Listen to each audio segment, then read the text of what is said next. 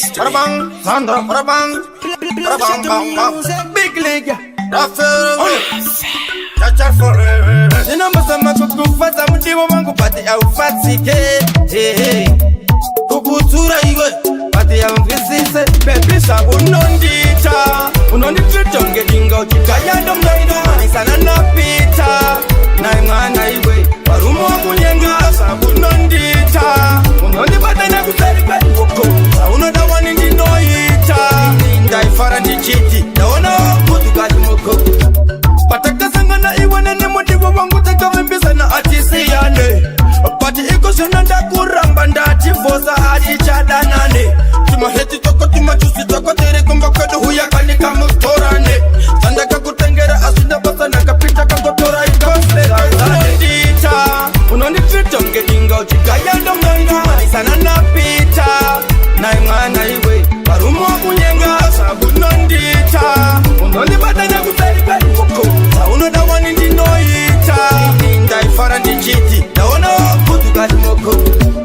Andina kuma ya kuroba chimoko ndoso ndiri usatwa italaki.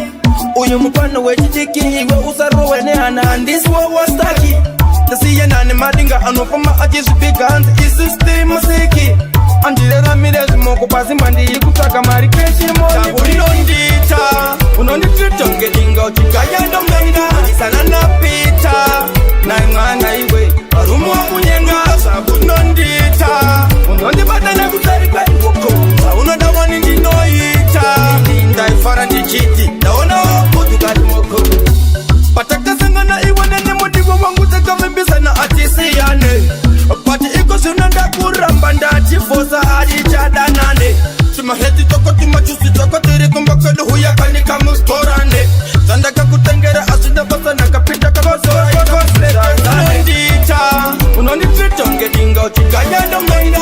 Sana napita na imana iwe warumu wa kunyenga sabu nondita. Unondipata na kusari kwa woko saunoda wani ndinoita.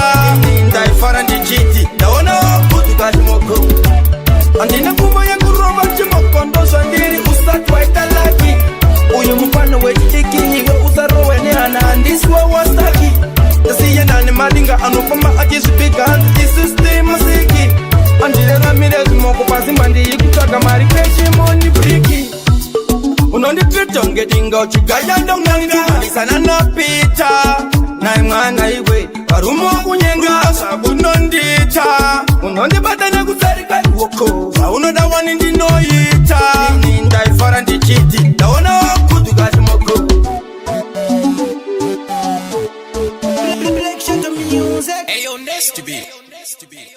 Some daily upload.